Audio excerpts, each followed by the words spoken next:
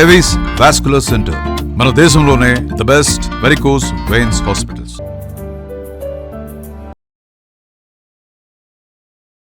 Must visit temples చెప్తా, నీకు బోలెడు ఉన్నాయి. నీకు మస్ట్ విజిట్ టెంపుల్స్ అనే ఏం లేవు అమ్మాయి, అది కూడా చెప్తా నీకు. నీకు ఎందుకో ఏంది అనేది చెప్తా. నువ్వు అసలు భారతదేశంలో ఆలయాల యొక్క పాత్ర, దీని గురించి ముందు అర్థం చేసుకుంటే నువ్వు ఒక ఆలయం, ఇప్పుడు ఇందాక చెప్పుకున్నావు, కళలు అండ్ సాహిత్యం, విద్య, వైద్యం, న్యాయం, మండపాలు ఉండేవి. మండపాల్లో కూర్చొని న్యాయం చెప్పేవాళ్ళు. ఎందుకంటే దేవుడు ముందు కూర్చొని నువ్వు అబద్ధం చెప్పలేవు కదా. దేవుడు రాజు, ఆ ఊరికి దేవుడు రాజు. అండ్ ఇదొక్కటే కాదు, ఆర్థికపరమైనటువంటి విషయం కూడా టెంపుల్ నిర్వహిస్తుంది. ఎట్లా చెప్తాయి అసలు ఈ మాట చెప్తే చాలా మంది నన్ను ఇది చేయడానికి వస్తారు. మీ ఊళ్ళో ఏ ఊరు మీది? హైదరాబాద్ సార్. హైదరాబాద్. మీ పెద్దవాళ్ళు ఇక్కడే సార్. ఇక్కడేనా? బాలాపూర్. మీ ఊళ్ళో అంటే బాలాపూర్ అప్పుడు చిన్నది కదా, ఇప్పుడు బాలాపూర్ కలిసిపోయింది. బాలాపూర్లో ఏదైనా దేవాలయం ఉందా, ప్రముఖమైన దేవాలయం? అంటే నాకు తెలియదు సార్. బాలాపూర్ గణేష్. ఇప్పుడు సరే, ఇప్పుడు బాలాపూర్ గణేష్ లడ్డు. కానీ ఆనాటి కాలంలో ప్రతి ఊరికి ఒక దేవాలయం ఉండేది.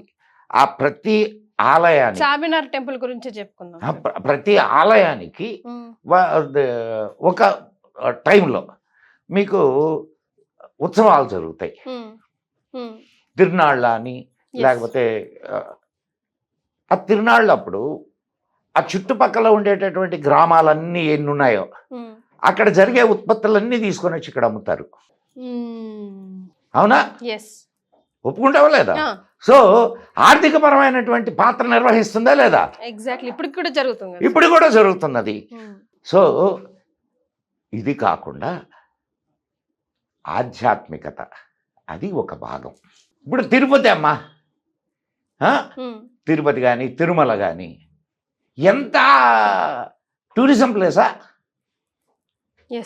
అక్కడ ఎంతమంది బతుకుతున్నారు? వేల మంది. ఎన్ని రకాల వ్యాపారాలు జరుగుతున్నాయి, ఎన్ని రకాల సర్వీసెస్ ఉన్నాయి, అన్ని టెంపుల్ని బేస్ చేసుకునే కదా. అండ్ ఆలయ నిర్మాణం, నన్ను అడిగితే శిల్పులు రాసిన కవితలు ఆలయాలు. నిజంగా సార్, ఒక్కొక్కడు ఎంత అద్భుతమైన కవితలు రాశారమ్మా. అంటే వాటికి రూపాన్ని ఇచ్చారు. ఎంత అద్భుతమైన శిల్పాలు, కళ్ళు చెదిరిపోతాయి. దాంట్లో సైన్స్ని ఇంక్లూడ్ చేశారమ్మా. నేను ఇవన్నీ మాట్లాడుతుంటే మీకు ఎట్లా అనిపిస్తుంటుంది అంటే, ఏందో ఈయన చెప్తూ ఉన్నాడులే అనుకుంటుంటారు.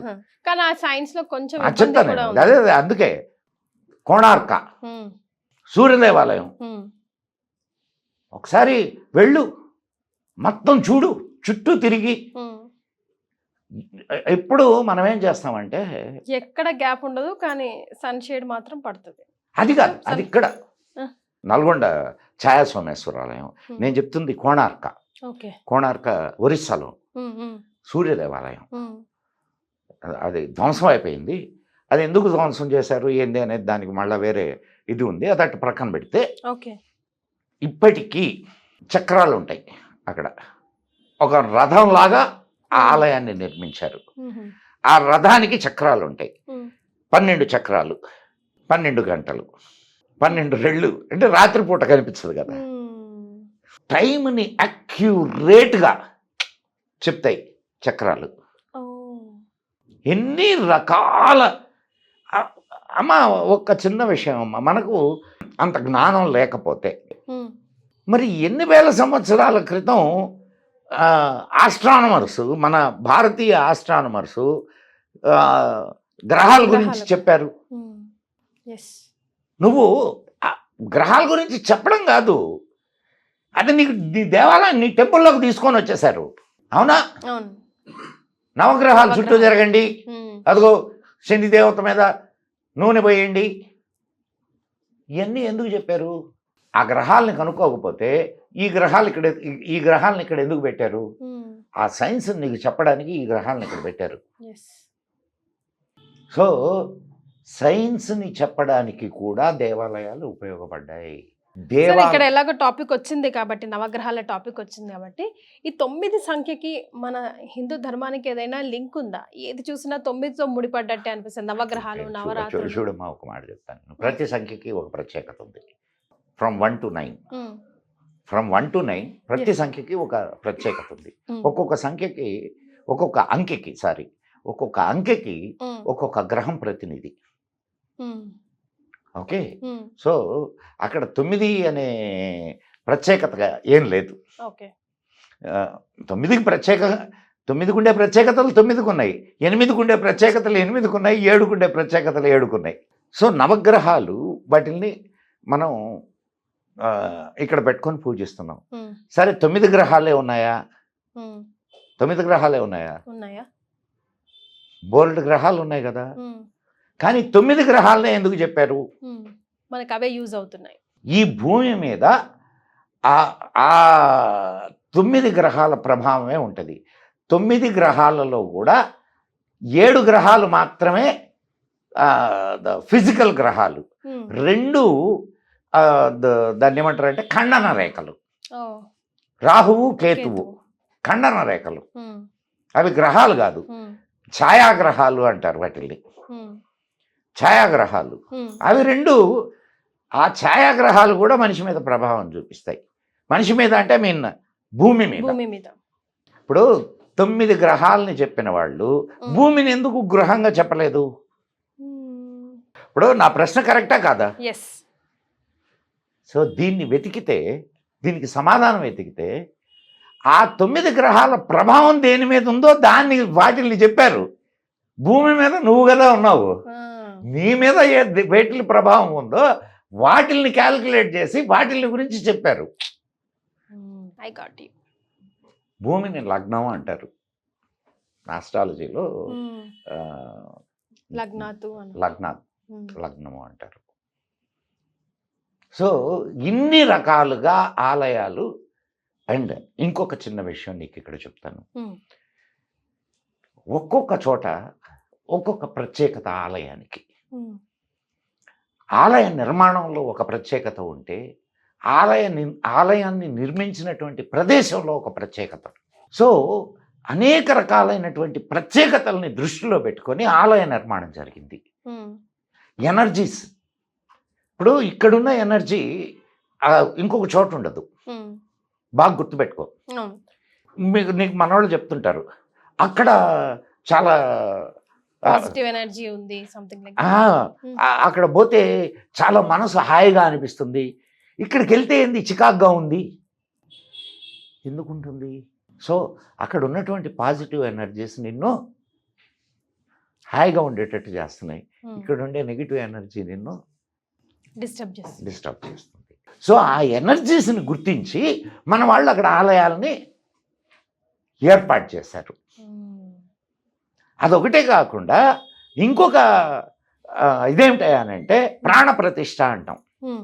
ప్రాణప్రతిష్ఠ చేసేది అనేక రకాలైనటువంటి విధానాలను ఉపయోగించి చేస్తారు. రాగి రేకులు, బంగారం, వజ్రాలు, చాలా చాలా మెటల్స్ పెడతారు. దాంట్లో పెట్టి దానిపైన విగ్రహాన్ని పెడతారు. ఒక్కొక్క మెటల్కి ఒక్కొక్క శక్తి ఉంటుంది. కొన్ని మెటల్స్ కలపడం వల్ల శక్తి వస్తుంది. సో శక్తి అంటే energy, it is nothing but again. So ఈ ఎనర్జీస్ అన్నీ నువ్వు వెళ్ళేటటువంటి విగ్రహాన్ని ప్రభావితం చేస్తాయి. కొన్ని చోట్ల అమ్మాయి, నేను నీకు ఒక తమాషా ఇది చెప్తాను, ఆలోచించింది కూడా. ఒక్కొక్క చోట చాలా భయంకరమైన విగ్రహాలను కూడా పూజిస్తుంటారు, భక్తిగా పూజిస్తారు. విగ్రహం భయంకరంగా ఉంది కదా, ఎట్లా పూజిస్తున్నావు? ఎట్లా ప్రశాంతంగా అక్కడికి వెళ్ళగలుగుతున్నావు? Because of that positive energy. అవునా కాదమ్మా? సో ఇన్ని రకాలుగా టెంపుల్స్, నువ్వు ఏ టెంపుల్కైనా వెళ్ళు, ప్రతి టెంపుల్కి ఒక ప్రత్యేకత, ప్రతి టెంపుల్కి ఒక ఎనర్జీ, ప్రతి టెంపుల్కి ఒక సిస్టమ్.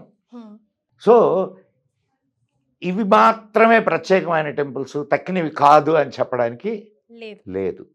అయితే ఉమ్, మన వాళ్ళు చేస్తున్నటువంటి పెద్ద దాని పొరపాటు అన్నాను కానీ అది అలవాటుగా మారింది.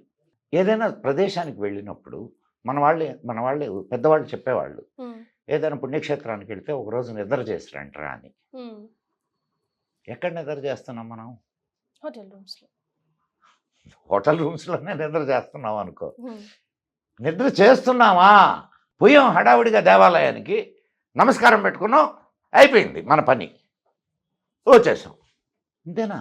అసలు ఏం చేయాలి సార్ ప్రదక్షిణలతో పాటుగా? అసలు ఎలా వెళ్ళాలి? అమ్మాయి ఒక చోటుకి వెళ్ళావు, ఆ చోటుని గురించి తెలుసుకోవాలన్నా పర్లేదా? ఎస్. అవునా కదా? తిరుపతికి వెళ్ళావు, తిరుపతి దేవుడి యొక్క కథ ఏంది తెలుసా నీకు? స్థల పురాణం ఏంది? చారిత్రక ఆధారాలు ఏమిటి? 2 రకాల విషయాలు ఉంటాయి. స్థల పురాణం, చారిత్రక విషయాలు. ఏ ఆలయానికైనా అంటే కొంతమంది రాజులు కట్టించినవి ఉంటాయి, అది కొంతమంది ఋషులు వాటిని స్థాపన చేసినవి ఉంటాయి, ఋషులు తపస్సు చేసినటువంటి ప్రదేశాలు ఉంటాయి.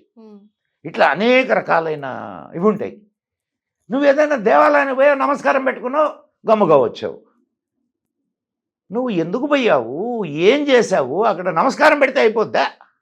నీ పని అయిపోయినట్టేనా? అటెండెన్స్. ఏదో నేను వచ్చాను, అక్కడేదో ఆయన ఒక పెద్ద ఆయన కూర్చొని ఉన్నాడు, ఆయనకి అయ్యా నేను వచ్చాను రాసుకో. ఇదా? వెళ్ళినప్పుడు ఒక చోటుకు వెళ్ళినప్పుడు అక్కడ ఉన్న స్థల పురాణాన్ని తెలుసుకో, అక్కడ ఉన్నటువంటి చారిత్రక విధానాన్ని తెలుసుకో, అక్కడ ఉన్నటువంటి మహాత్ములు ఎవరైనా ఉంటే వాళ్ళని కలుసుకో. నువ్వు ఆధ్యాత్మికత కోసం దేవాలయానికి వెళుతూ ఆ విషయాన్ని ఒక్కదాన్ని వదిలేసి తక్కిన విషయాలన్నింటినీ చూసుకొని వస్తున్నావు. అన్ని విషయాల్లో అలాగే అవుతుంది సార్ ఈ మధ్య. మన పండుగ నీకేం తెలుస్తుంది అప్పుడు? మళ్ళా నా పిల్లలకి తెలియడం లేదు, నా పిల్లలకి ఎట్లా తెలుస్తుంది? అవునా కాదమ్మా? అవును సార్, 100%. సో ఒక రోజు ఉండండి, లేదు 2 రోజులు ఉండండి, లేదు 10 రోజులు ఉండండి.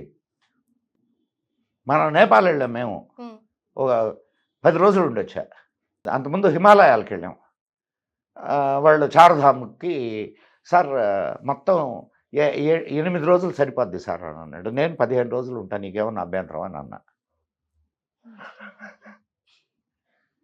సో వెళ్ళినప్పుడు ప్రశాంతంగా, నేను ఎక్కడికి టూర్లలో వాటిల్లో పోను, బస్సుల్లో టూరిస్ట్ బస్సులు, టూరిస్ట్ ప్యాకేజెస్ ఉంటాయి కదా, వాటిల్లో వెళ్ళను. నేను సంచి వేసుకుంటా, నా భార్య నాతోటి వస్తానంటే ఆమెకు ఒక సంచి తగిలిస్తా, ఇద్దరం 2 సంచులు వేసుకొని బయలుదేరుతాం. హాయిగా నా దేశం నాకు తెలుస్తుందమ్మా. ఎంత మంచి దేశం తెలుసా ఇది? బంగారం లాంటి దేశం అమ్మా. ఈనాటికి ఇక్కడ సంస్కృతి చెడలేదమ్మా. అందరూ భయపడతారు, ఏది ఏమవుద్దో, జేబు కొట్టేస్తారేమో, లేకుంటే అమ్మాయి మమ్మల్ని మా ఇద్దరిని, నా భార్యని నన్ను, వాళ్ళు ఇళ్ళకి తీసుకుపోయి అన్నాలు పెట్టిన ఇవి ఉన్నాయి. సరే ఈ రోజుకి ఇక్కడ పడుకోండి సార్, రేపు ఉదయాన్నే వెళ్తారు, లేకుంటే ఎక్కడికైనా వెళ్ళాలి అని అంటే మా తోటి వచ్చి దిగబెట్టినటువంటి ఇవి ఉన్నాయి. అంత మంచి దేశం అమ్మా ఇది, అది బంగారు దేశం అమ్మా. లేకపోతే మేము మొత్తం దేశం అంతా ఎట్ట తిరుగుతాం చెప్పు? ఇట్టే దిగాం, ఒక కామన్ మ్యాన్ లాగే. నేను ఉండదలుచుకుంటే 5 స్టార్ హోటల్లో ఉండగలను, గుడి మెట్ల మీద పడుకోగలను. అయితే ఎప్పుడు నేను ఎక్కడికైనా ప్రదేశానికి వెళ్ళినప్పుడు పెద్ద పెద్ద హోటళ్ళల్లో వాటిల్లో దిగను. కామన్గా ఉండేటటువంటి సత్రాలు అట్లా ఉంటాయి కదా, ప్రతి దేవాలయానికి సత్రం ఇవన్నీ ఉంటాయి, వాటిల్లో దిగుతా. ఎందుకు? కామన్ పీపుల్ వస్తారు అక్కడికి, నీకు చాలా విషయాలు తెలుస్తాయి వాళ్ళ వల్ల. అండ్ ఇప్పుడు నువ్వు చాలా గొప్పోడివి అనుకుందాం, నీ దగ్గరికి ఎవ్వడు రాడు. నువ్వు ఒక కామన్ మ్యాన్గా వెళ్తే అందరూ నీ దగ్గరికి వస్తారు. సో అది మనం అర్థం చేసుకోవాలి. నీ దేశాన్ని గురించి తెలుసుకోవాలనుకున్నప్పుడు, నీ ప్రజల గురించి తెలుసుకోవాలనుకున్నప్పుడు ఎంత అద్భుతమైనటువంటి దేశం నీకు అర్థమవుద్ది. అట్లా తిరగండి, సుఖాల కోసం తిరగండి. నేను యూత్కి చెప్పేటటువంటి విషయం ఏమంటే, మీరు ఏదైనా ప్రదేశానికి వెళ్ళినప్పుడు ఏదో మంచి లాడ్జీ కావాలా, మంచి భోజనం కావాలా, go there, stay as a common man, stay with common people, take the food what they are taking. నీకు ఇంకొక విషయం చెప్పమంటావా? అన్ని రాష్ట్రాలు తిరిగా, మారుమూల ప్రదేశాలకు వెళ్ళా, కానీ ఎక్కడా నేను ఒక బాటిల్ నీళ్లు కొని తాగలేదు. ఆ ఊర్లో వాళ్ళు తాగే నీళ్లు నేను తాగుతా.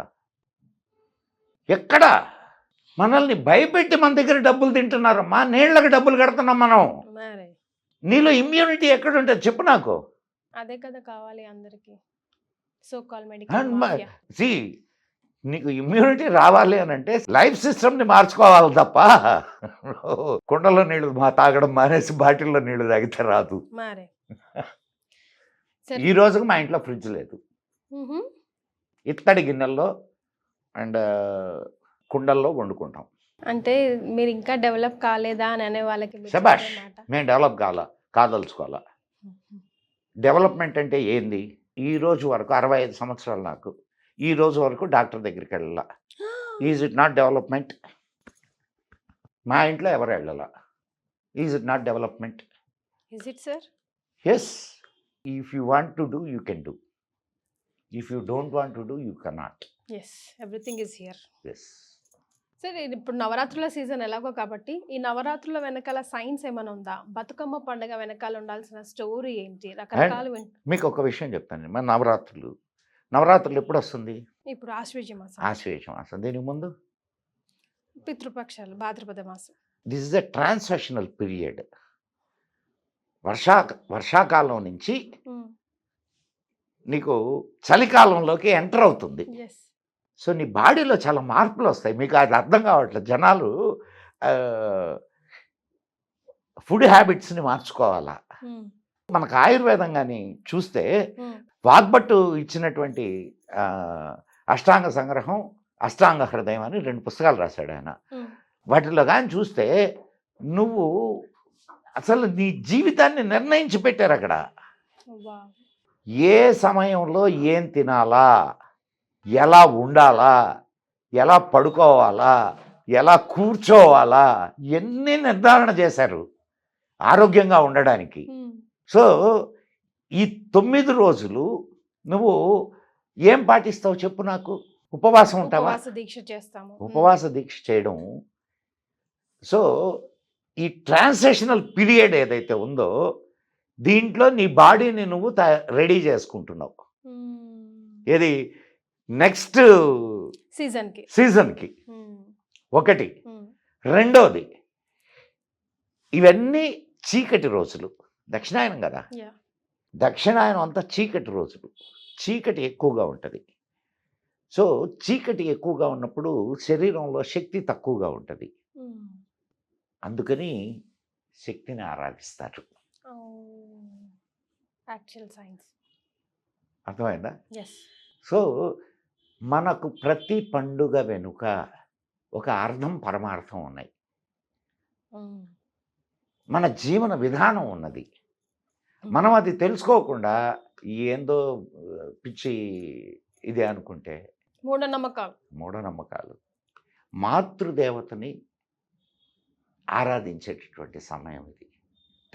తల్లిని కదా ఆరాధిస్తావు. సో నువ్వు ఇక్కడేమో బొమ్మను పెట్టుకొని తల్లిని ఆరాధిస్తా, ఇంటికి పోయి అమ్మకు కూడి పెట్టకుండా ఉంటే ఇంకేంటి? సో తల్లి యొక్క గొప్పతనాన్ని చెబుతూ నీ తల్లిని తండ్రిని కూడా జాగ్రత్తగా చూసుకోరా అని చెప్పేటటువంటి సంస్కారాన్ని ఇస్తుంది ఈ పండగ. సార్ నాకు ఒక డౌట్ ఇప్పుడు మళ్ళీ. చాలా. ఇప్పుడు భగవద్గీత అన్నది ఖురాన్ లాగా, బైబిల్ లాగా ఒక మత గ్రంథం మాత్రమేనా? అంటే ఎప్పుడు భగవద్గీత సౌండ్ వచ్చినా అయ్యో Rama, rest in soul, peace, rest in soul అని అనుకునే పరిస్థితికి వచ్చింది. అంటే ఎక్కడో ఎవరో చనిపోయారు, అయ్యో ఎవరో ఏమో మనకు తెలిసిన వాళ్ళ కాదా అన్న విధంగా అయిపోయింది. ఓకే, మంచిదే. ఇది శవాల దగ్గర భగవద్గీత పెట్టడం నేను తప్పని అన్నాను. కానీ అక్కడ మాత్రమే కాదు, భగవద్గీతని నీ జీవితంగా తయారు చేసుకోగలగాల. భగవద్గీత ఒక ఖురాన్ లాగానో ఒక బైబిల్ లాగానో ఒక గ్రంథం కాదు. బైబిల్లో ఖురాన్లో నన్ను నమ్మిన వాడికి మాత్రమే ఇది, లేకపోతే నిన్ను చంపేయి, వాడిని చంపేయి, నమ్మకపోతే చంపేయి వాడిని, నీ దేవుణ్ణి నమ్మకపోతే.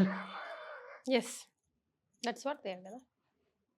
కానీ ఎక్కడైనా భగవద్గీతలో ఉందా అది? అంటే లైఫ్ స్టైల్ కదా Bhagavad Gita is all about. So బతుకున్నప్పుడు విని చదివి ఆచరణ పెట్టాల్సింది. So it is for all the human, it is not for particular Hindus or Sanatanis. మొత్తం మానవ జాతికి సంబంధించింది అది. మానవ జాతి ప్రశాంతంగా ఉండడానికి, మానవ జాతి అసలు వాళ్ళ జీవితాన్ని ఎట్లా జీవించాలో తెలుసుకోవడానికి అదొక అద్భుతమైనటువంటి గ్రంథం. ఎలా జీవించాలో తెలుసుకుంటారు దాని ద్వారా. అలా జీవనం కొనసాగించడం వలన ఈరోజు ఈనాడు ఉన్నటువంటి ఒకరికి మధ్య ఒకరికి ఉండే ద్వేషాలు ఇవేవి ఉండవు. అండ్ మోక్ష సాధనలో ముందుకు నడుస్తావు, ఆధ్యాత్మిక పదంలో ముందుకు నడుస్తావు. భారతీయ ధర్మం ఎప్పుడు అన్నిటిని వదిలేసి నువ్వు సన్యాసి అయిపో అని చెప్పదమ్మా. చెప్తుందా? ఎక్కడైనా చెప్పిందా? పూజ చేస్తావా నువ్వు? పూజ చేస్తావా? పూజ చేసే ముందు సంకల్పం చెప్తారు. సరే, అంటే అందరూ సంస్కృతం రాదు కాబట్టి ఒక పూజారిని పిలిచి చేయిస్తారు. దాంట్లో మనం మంత్రం చెప్తాం. ఏమని? ధర్మార్థ కామ మోక్ష చతుర్విధ బల పురుషార్థ సిద్ధ్యర్థం. పెళ్లి చేసేటప్పుడు కన్యాదాత కూడా ఇదే చెప్తాడు. ధర్మార్థ కామ మోక్ష చతుర్విధ ఫల పురుషార్థ సిద్ధ్యర్థం కన్యాదానం చ కరిష్యే. ధర్మార్థ కామ మోక్షాలనే చతుర్విధ ఫల పురుషార్థాలను సాధించుకోవడానికి కన్యాదానం చేస్తున్నాను, అమ్మాయిని నీకు ఇస్తున్నాను. అంటే ఏంది? ధర్మబద్ధంగా జీవించు. అర్థ, ధర్మబద్ధంగా డబ్బులు సంపాదించు. డబ్బులు సంపాదించొద్దని చెప్పలా, అర్థమైందా? అండ్ కామ అంటే సెక్స్ అని కాదు, కామ అంటే కోరిక అని. ధర్మబద్ధమైనటువంటి కోరికలన్నింటినీ తీర్చుకో. అట్లా నువ్వు జీవనం సాగిస్తే 4వ పురుషార్థం మోక్షం. ఇది మన ధర్మం చెప్పేది. మనకు 2 రకాల మార్గాలు ఉన్నాయి అమ్మాయి, ఇది కూడా తెలుసుకోవాలా. ప్రవృత్తి మార్గం, నివృత్తి మార్గం. నివృత్తి మార్గం సన్యాసులు, ప్రవృత్తి మార్గం సంసారులు. సంసారంలో ఉండి నిత్య నైమిత్తిక కర్మలు అంటే ఎవ్రీడే చేయాల్సినటువంటి డ్యూటీస్ ఏవైతే ఉన్నాయో వాటిని చేస్తూ పో. ఇట్లా నువ్వు మోక్షానికి వెళ్ళొచ్చు, అట్లా మోక్షానికి వెళ్ళొచ్చు. కానీ సన్యాసి బతకాలంటే కూడా సంసారే కావాలా. Very true. సో సంసారికి ఉండేటటువంటి ద రిగార్డ్, హయ్యెస్ట్ రిగార్డ్ దాన్ సన్యాసి. అయితే సంసారి వెళ్ళి సన్యాసి దగ్గర కాళ్ళు మొక్కుతాడు, అవునా? సో ఇది భారతీయ హృదయం. భారతీయ హృదయాన్ని అర్థం చేసుకోకుండా మనం ఇక్కడ ఏం లేదు, ఇది వేస్ట్, ఇక్కడున్న సైన్స్ ఎక్కడా లేదు, ఇక్కడున్న నాలెడ్జ్ ఎక్కడా లేదు. అందుకే ఒకనాడు విశ్వగురువుగా భారతదేశం ఉదయింది.